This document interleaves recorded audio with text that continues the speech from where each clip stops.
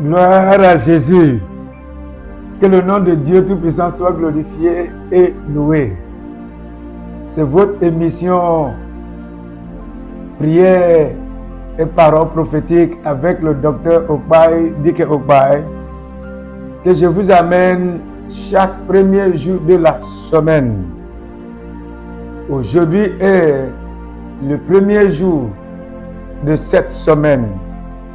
C'est pourquoi je suis là pour continuer à vous amener ces prières et ces paroles qui vous guideront tout le long de cette semaine, même au-delà de cette semaine. Prions. Seigneur, nous te rendons toute la gloire et nous t'apprécions. Nous prosternons devant ton trône de la grâce. Merci de nous avoir gardés, protégés tout le long de la semaine dernière, jusqu'à ce moment que nous sommes trouvés devant ta présence encore. Père, en tant que ton serviteur, je n'ai aucune parole qui vient de moi-même. Je prie pour que tu m'utilises pour impacter des vies, pour toucher personnellement la vie de celui-là qui est en train de me regarder et qui est en train de me suivre. À travers ta parole ce matin, que les situations soient bouleversées, que des vies soient transformées. Satan, je te débarrasse de leur chemin et je te lie. C'est dans le nom de Jésus que je prie. Amen. Auditeurs, auditrices, je vous souhaite la bienvenue à cette émission. Je m'appelle le révérend docteur Okpaï, Dike Okpaï, le pasteur principal de l'église, le domaine des aigles, église d'excellence, située à la Riviera Pameray, rond-point Ado, juste à côté de collège Le Figuier, sur la route de l'hôtel Bellecote. Ça fait un bon moment depuis que nous avons commencé cette série. Nous traitons la grâce. Quand je vous avais dit dès la première partie que j'ai divisé cet enseignement en 12 parties. Aujourd'hui, nous allons continuer avec la 6e partie de cette série. Dans la 5e partie, nous avons vu comment le peuple de Jabès en Galade a plaidé à leur oppresseur, celui qui est venu les siéger. Ils ont plaidé en lui demandant de leur accorder seulement la trêve de 7 jours, s'il peut trouver quelqu'un pour les aider. Mais la Bible nous a dit, ils ont trouvé la grâce et ils ont trouvé la faveur. Le siège était enlevé. Ils ont conquéri, ils ont chassé, ils ont exterminé ceux qui sont venus les siéger. Oh, alléluia. Ça, c'est ce que la grâce de Dieu peut faire. C'est ce que nous avons compris dans la 5e partie de cette série. Aujourd'hui, nous allons voir ce que la grâce à nous donner. J'intitule l'enseignement d'aujourd'hui le pouvoir de la grâce de 7 jours. C'est la continuité. Nous allons voir aussi ce que la grâce de 7e jour peut nous accorder. Comment la grâce de 7e jour est tellement fort et puissant. Alléluia. La grâce de 7e jour n'échoue jamais. La grâce de 7e jour est là en attendant, pour qu'on l'active. Pour qu'on l'active. Je ne sais pas ce que vous êtes en train de vivre actuellement. Je ne sais pas ce que vous êtes en train de traverser actuellement. Je ne connais pas le niveau de la douleur, de la peine que vous traversez. Mais il y a ce que j'appelle la grâce de la 7e jour que vous pouvez obtenir pour pouvoir vaincre, pour pouvoir dominer, pour pouvoir sortir de ce que vous êtes en train de traverser.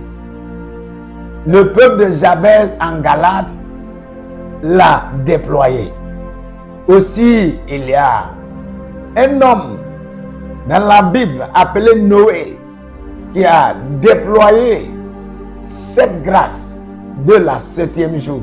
Aussi, nous allons voir dans cette 6e partie comment Noé a déployé cette grâce pour pouvoir obtenir ce qu'il cherchait. Oh, alléluia.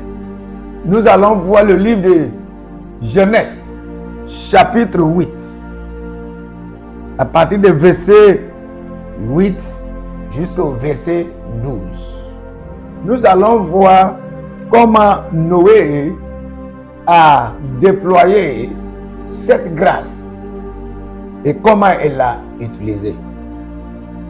Il lâcha aussi la colombe pour voir si les eaux avaient diminué à la surface de la terre. Mais la colombe ne trouva aucun lieu pour poser la plante de son pied. Et elle revient à lui dans l'âge, car il y avait des eaux à la surface de toute la terre. Il avança la mer, la prit et la fit rentrer auprès de lui dans l'âge. Oh, alléluia. Ça, c'est l'histoire que nous connaissons. Selon la Bible nous a dit que Noé était le seul homme qui était sauvé, lui et sa famille. Dans le premier monde, le temps que Dieu avait détruit le monde entier avec la pluie. La Bible nous a dit que Noé a trouvé la grâce. Si la Bible nous a dit que Noé a trouvé la grâce, c'est-à-dire Noé était celui-là que l'Éternel avait trouvé juste pour utiliser, pour essayer de sauver l'humanité. Mais malheureusement, l'humanité a refusé d'accepter l'évangile que Noé le prêchait jusqu'au jour que la pluie a commencé à tomber. La Bible nous a dit que Dieu a utilisé la pluie pour détruire toute l'humanité, y compris les animaux. Sauf Noé, sa femme, ses fils, y compris certains animaux que Dieu lui a dit de faire entrer dans l'arche. Maintenant, après que la pluie a été cessée, la Bible nous a dit, Noé, comme ils sont dans l'arche, dans l'intérieur de l'arche, ils ne savaient pas ce qui se passe. Parce que la Bible nous a dit que c'était Dieu qui a fermé la porte contre eux. Ils étaient tous dans l'intérieur, ils étaient comme s'ils sont dans la prison. Des fois, Dieu peut nous plonger dans la prison de la vie. Pas dans le but de nous détruire, mais dans le but de nous faire échapper certains dangers. Peut-être tu es en train de vivre des moments difficiles, tu es en train de traverser des moments précaires, mais tu penses que c'est les ennemis. Mais non, c'est Dieu lui-même qui ne voulait pas que tu sors, qui ne voulait pas que tu investis dans cette activité. Parce qu'il sait que si tu mets ton argent dans cette activité, dans ce projet, tu vas le payer. Peut-être cette activité peut t'arracher non seulement ton argent, tu peux perdre ta vie. Dieu a emprisonné, permets-moi d'utiliser le mot emprisonné. Dieu a emprisonné Noé et toute sa famille à l'intérieur de l'arche, au milieu de l'eau. Mais aussi il a fermé les portes et les fenêtres de l'arche. C'est Dieu seul qui a l'autorisation et le pouvoir d'ouvrir la porte. Si Dieu n'était pas encore dit de sortir, d'investir, d'aller, n'essayez pas d'aller. C'est pourquoi ce n'est pas bon de commencer sans avoir, sans connaître la vie de Dieu, mais le penser de l'Éternel, ou bien ce que Dieu a te dit. C'est pourquoi je vous considère plus privilégié de suivre cette émission aujourd'hui qui est le premier jour de la semaine. Oh, alléluia. La Bible nous a dit, ayant vu que la pluie ne tombait plus, Noé voulait sortir pour reprendre sa vie. Qu'est-ce qu'il a dit? La Bible dit qu'il lâcha aussi la colombe. Avant, si la Bible dit aussi, c'est-à-dire il a déjà relâché. Il a déjà relâché. La première animal qu'il a lâché était le corbeau. Mais le corbeau s'est promené. Le corbeau ne lui donnait pas. Le corbeau ne lui donnait pas le bon résultat. Il a dit, il lâcha aussi la colombe. C'est-à-dire, il attendait. Après quelque temps, il a relâché la colombe. Maintenant, la colombe se promenait, il allait. La Bible nous a dit que parce qu'il n'a pas trouvé où il peut poser ses pieds, ça montre que la pluie était, l'eau était encore sur la surface de la terre. Parce que la colombe ne trouvait pas une plateforme où il peut poser ses pieds. Peut-être ta situation est plus précaire que de ceux de Noé et les animaux et ses fils qui se trouvaient dans l'arche à l'époque. Écoutez-moi bien, auditeurs, auditrices. Je ne sais pas ce que vous êtes en train de traverser. Peut-être pour certains, vous voulez commencer vos activités. Vous ne savez pas où vous pouvez poser vos pieds. Vous ne trouvez pas des opportunités. Parce que ce qui est plus important est de trouver une plateforme. Si tu peux trouver une plateforme où tu peux poser tes pieds, oui, tu peux planifier ton mariage maintenant.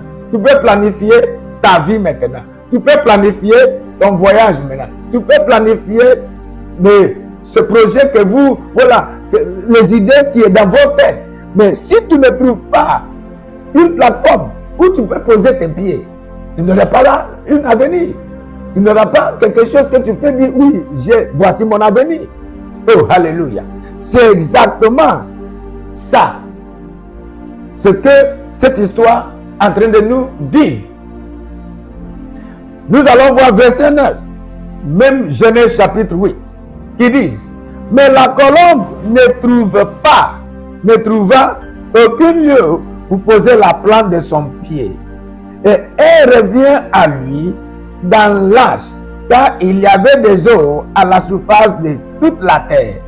Il avança à la mer, la prit et la fit rentrer auprès de lui dans l'âge. Oh, alléluia. Gloire à Jésus. Gloire à Jésus. Noé avança la mer pour récupérer dans l'âge ce colombe qui n'a pas pu trouver une plateforme où il peut poser ses pieds. S'il avait trouvé une plateforme, il n'allait pas retourner. Oh, alléluia. La raison pour laquelle la plupart d'entre vous fait aller-retour, aller-retour.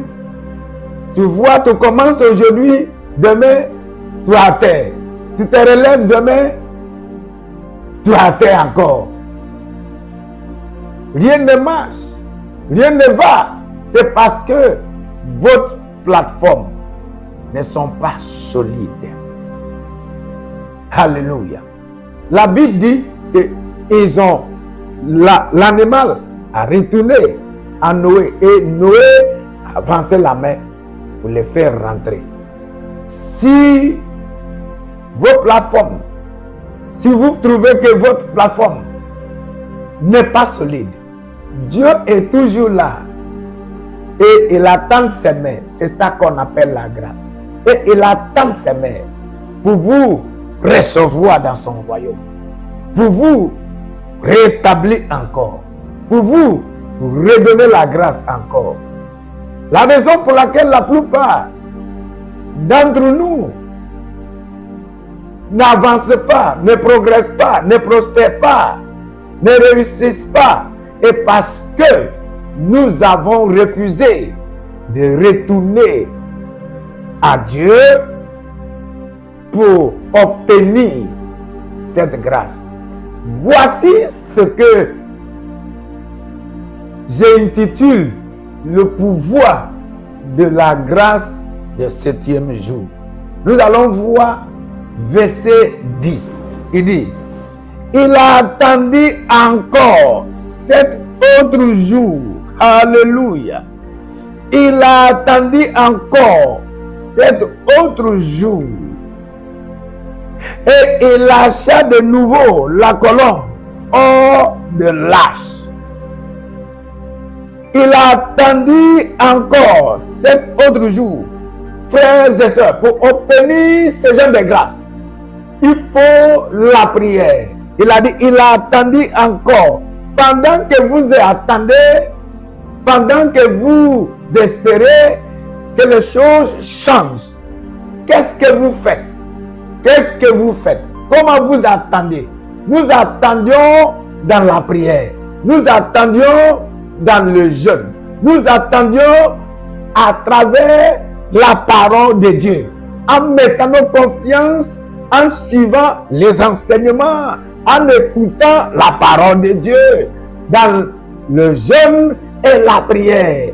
Matin, après-midi, soir. Il a dit, il a attendu encore 7 autres jours. Ça, c'est Noé qui se trouvait dans cette situation précaire, difficile.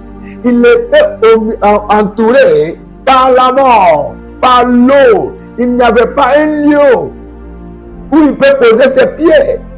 Il ne peut pas sortir de cette cage. Maintenant que la pluie a cessé, mais l'eau n'a pas encore diminué. Il ne pourrait pas sortir. Qu'est-ce qu'il faisait? Il faut faire quoi? La Bible dit, il a attendu encore. Quand vous êtes trouvé dans des situations difficiles, soit dans des situations précaires, que faites-vous?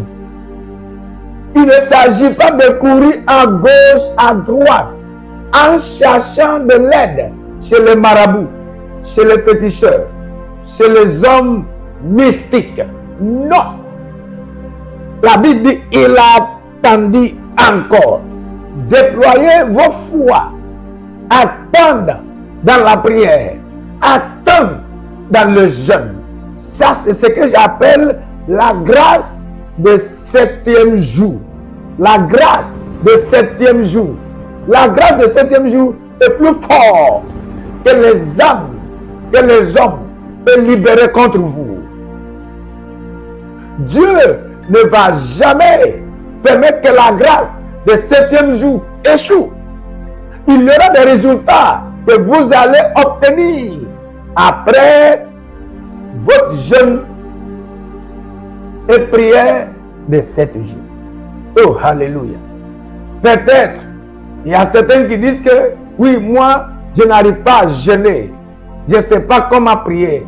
Mais tu peux attendre. Il s'agit de ton esprit. Il s'agit de la disposition de ton esprit. Tu peux ne pas savoir comment prier, mais tu peux attendre. Tu peux écouter. Tu peux suivre la parole de Dieu. Dieu sait que tu es focalisé sur lui. Tu peux lire la parole de Dieu. Je vous assure que à la fin de ces 7 jours, vous allez trouver de bons résultats. Voici ce que la Bible nous a dit dans verset 11 qui dit: la colombe revient à lui sous le soir. Ça, c'est après que Noé a attendu 7 jours. Maintenant, il a libéré la colombe encore d'aller voir. Et la colombe est sortie. La Bible nous a dit qu'il a retourné à lui sur le soir. Et voici, oh alléluia, et voici une feuille d'olivier arrachée était dans son bec. Alléluia. Ça montre que l'avenir est présent. Ça montre qu'il y a encore l'espoir. Qu'est-ce que la Bible nous a dit? Ça, c'est un animal que Noé a relâché d'aller voir. En venant le soir, il est retourné, il a retourné à Noé, pas de la main vide, mais avec l'information qui lui donne l'espoir. La Bible nous a dit qu'il a arraché feuille d'olivier était dans son bec, comme cela. Ça montre quelque chose. Maintenant, nous allons voir verset 12 qui dit: il a attendu encore 7 jours et il a lâché la colombe, mais elle ne revient plus à lui. Oh, alléluia! La colombe a trouvé ce qu'il cherchait. La colombe a trouvé une plateforme où il peut planifier sa vie, où il peut poser ses pieds, où il peut se tenir pour planifier, pour travailler, pour labourer, pour gagner de l'argent. Il peut planifier son mariage maintenant. La planification de mariage n'a pas lieu sans une plateforme. Tu veux devenir ceci, tu veux devenir cela, mais montre-moi la plateforme où tu vas poser tes pieds pour planifier toutes ces choses.